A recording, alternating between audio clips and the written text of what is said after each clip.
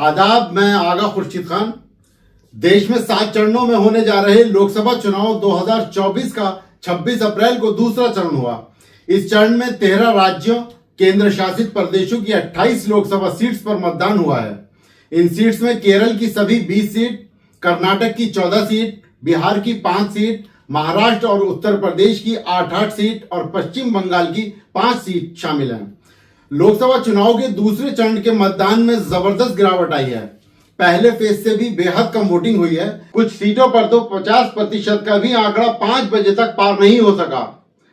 पहले चरण में जहां 57% से ज्यादा वोटिंग हुई थी, आज दूसरे चरण में 53% मतदान भी नहीं हो सका है।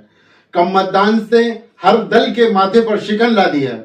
पीएम मोदी, सीएम योगी, सपा प्रमुख अखिलेश यादव, बसपा प्रमुख मायावती ने लोगों से ज्यादा मतदान की अपील की थी, लेकिन किसी की अपील का कोई असर नहीं दिखाई दिया।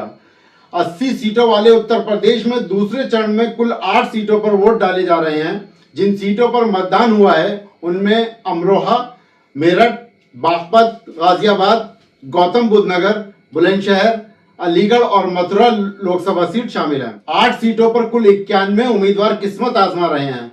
इनमें सबसे ज्यादा 15 उम्मीदवार मथुरा और गौतम बुद्ध नगर लोकसभा सीट पर हैं। वहीं सबसे कम 6 उम्मीदवार बुलंदशहर सीट पर हैं। इनके अलावा अमरोहा में 12, बागपत में 7, मेरठ में 8, गाजियाबाद और अलीगढ़ में 14 उम्मीदवार मैदान में हैं। इस दूसरे चरण में जिन उम्मीदवारों की किस्मत ईवीएम में कैद हुई है उनमें मथुरा सीट पर भाजपा उम्मीदवार हेमा मालिनी, मेरठ सीट से भाजपा के टिकट पर उतरे अरुण गोविल, अमरोहा से कांग्रेस उम्मीदवार दानिश अली, गौतम बुद्ध नगर सीट से भाजपा उम्मीदवार महेश शर्मा शामिल हैं। 2019 के लोकसभा चुनाव में इन 8 में से 7 सीटों पर भाजपा उम्मीदवारों को जीत मिली थी। वहीं अमरोहा सीट पर बसपा के टिकट पर उतरे दानिश अली जीते थे। उत्तर प्रदेश की जिन 8 सीटों पर वोट डाले जा रहे हैं उनमें 2019 में 62.8% मतदान हुआ था।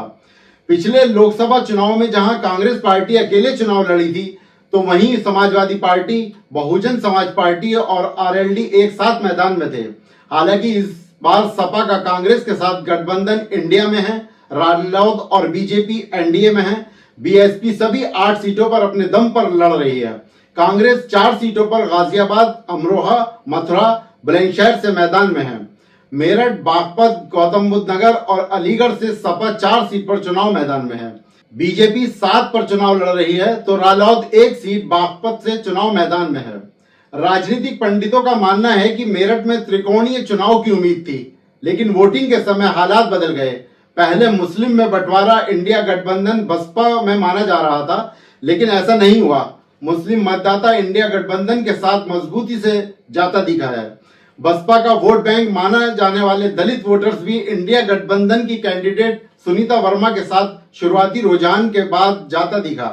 मतलब दलित वोटर्स में भी बिखराव नजर आया है। कुछ यूं ही अमरोहा लोकसभा सीट पर देखने को मिला। जानकारों का मानना है कि मुस्लिम इंडिया गठबंधन की तरफ जाता दिखाई दे रहा है। दलित मतदाताओं में बंटवारा दिखा। बीजेपी वहां मजबूती से लड़ी। चुनाव इंडिया और एनडीए के साथ साथ बसपा के आने से त्रिकोणीय मुकाबला हो चुका है, लेकिन बसपा इस सीट से मजबूती से मैदान में डटी है।